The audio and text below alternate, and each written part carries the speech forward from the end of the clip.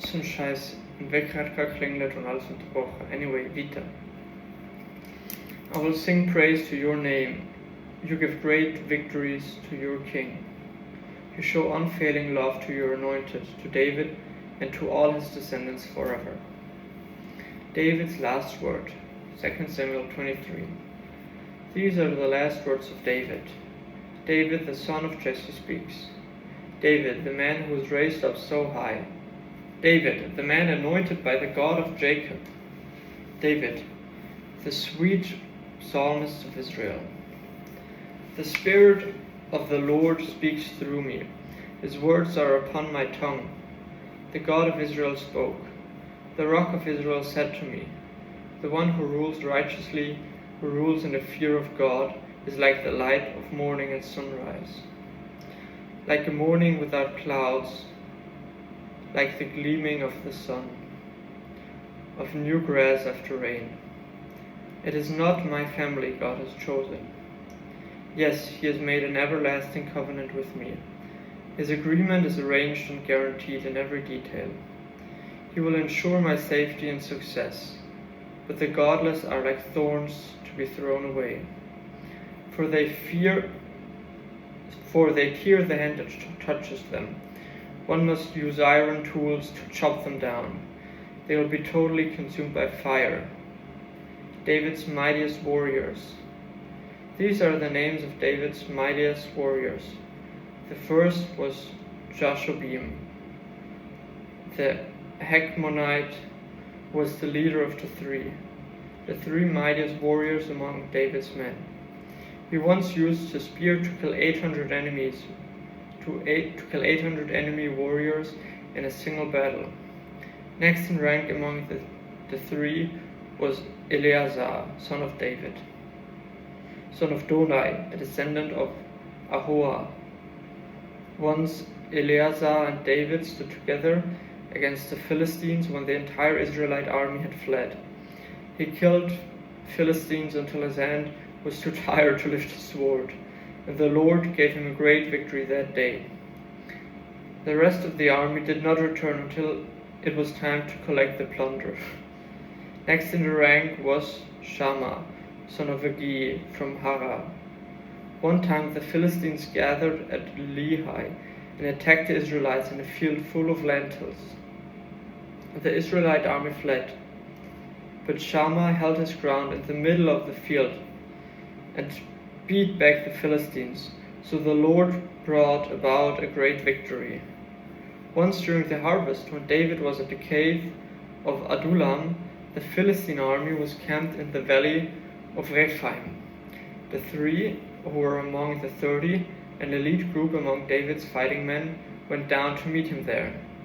David was staying in a stronghold at the time, and a Philistine detachment had occupied the town of Bethlehem. David remarked longingly to his men, "Oh, how would I love some of that good water from the well by the gate of Bethlehem." So the three broke through the Philistine lines, drew some water from the well by the gate in Bethlehem, and brought it back to David. But he refused to drink it. Instead, he poured it out as an offering to the Lord. "The Lord forbid that I should drink this," he exclaimed. "This water is as precious as the blood of these men, who risked their lives to bring it to me." So David didn't drink it. These are examples of the exploits of the three. David's 30 mighty men. Abishai, son of Zeruiah, the brother of Joab, was the leader of the 30. He once used his spear to kill 300 enemy warriors in a single battle. It was by such feats that he became as famous as the three.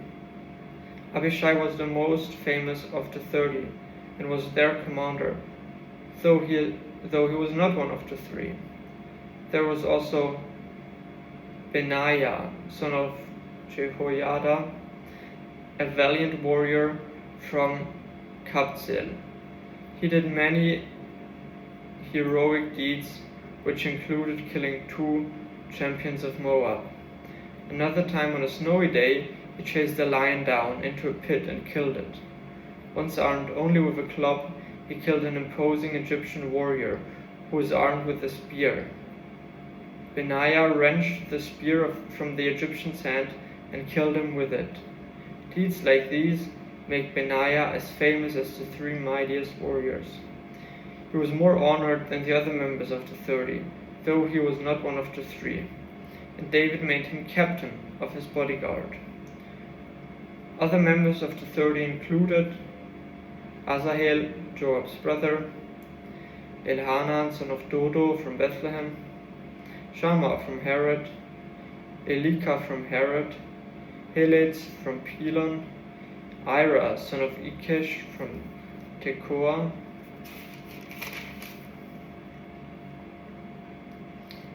Abiezer from Anathoth,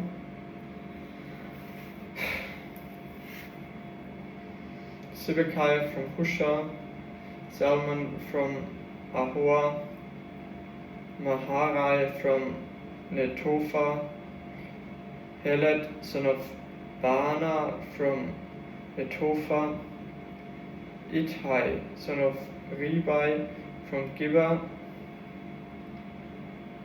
Benaiah from Pirathon, Hurai from Nahalegash, Abi-Alban from Arabah, Atzmaveth from Bahurim, Eliahaba from Shalbon, the son of Jashan, Jonathan, son of Shagi from Harar, Ahiam, son of Shahar from Hara, Eliphelet, son of Ahasbai from Makkah, Eliam, son of Ahitophel from Gilo, Ezro from Carmel, Parai from Arba, Igal, son of Nathan from Zoba, Bani from Gad, Zelek from Ammon, Naharai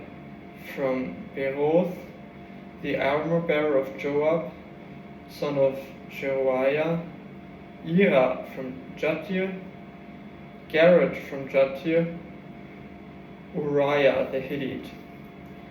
They were 37 in all.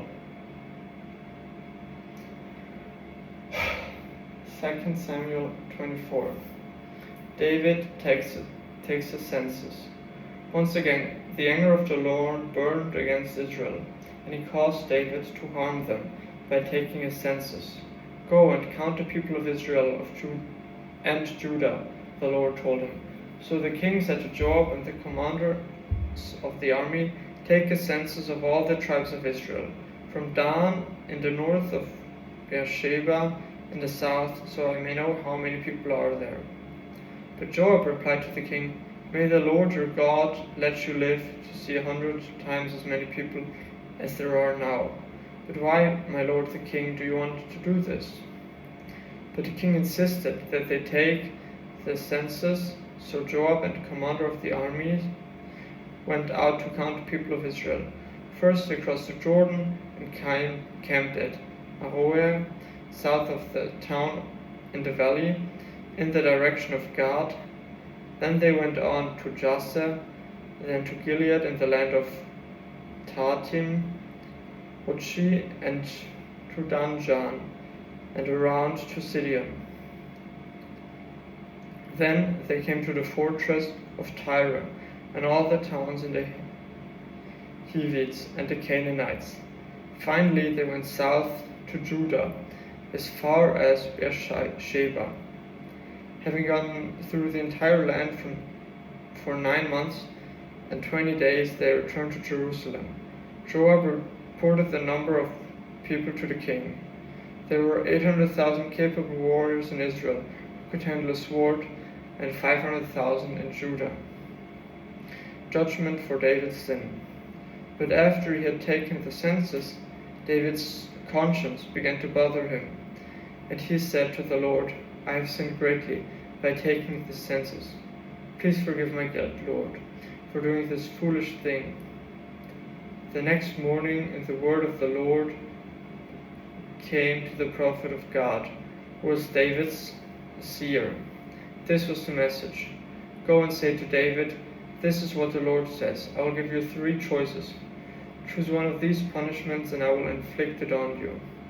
So God came to David and asked him, will you choose 3 years of famine throughout your land, 3 months of fleeing from your enemies, or 3 days of severe plague throughout your land? Think this over and decide what answer I should give the Lord who sent me. I'm in a desperate situation, David replied to God, but let us fall into the hands of the Lord, for his mercy is great. Do not let me fall into human hands. So the Lord sent a plague upon Israel that morning, and it lasted for 3 days. A total of 70,000 people died throughout the nation, from Dan in the north to Beersheba in the south. But as the angel was preparing to destroy Jerusalem, the Lord relented and said to the death angel, stop, that's enough. At that moment the angel of the Lord was by the threshing floor of Araunah in the Jebusite. When David saw the angel, he said to the Lord, I am the one who has sinned and done more wrong, but these people are as innocent as sheep. What have they done? Let your anger fall against me and my family.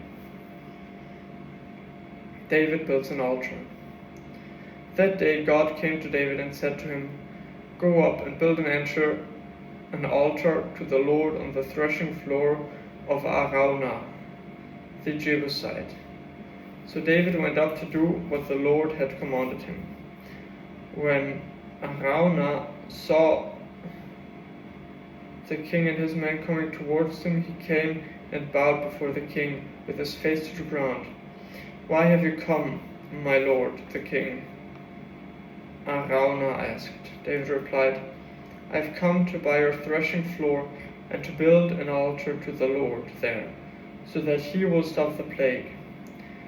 Take it, my lord the king, and use it as you wish. Araunah said to David, here are oxen for the burnt offering, and you can use the threshing boards and ox yokes for wood to build a fire on the altar. I will give it all to you, your majesty, and may the Lord your God accept your sacrifice. But the king replied to Araunah, no, I insist on buying it, for I will not present burnt offerings to the Lord my God that have cost me nothing. So David paid him 50 pieces of silver for the threshing floor and the oxen. David built an altar there to the Lord and sacrificed burnt offerings and peace offerings.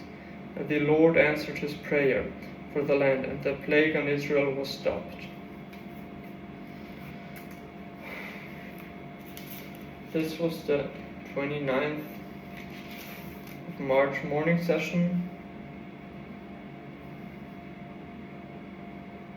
part 2.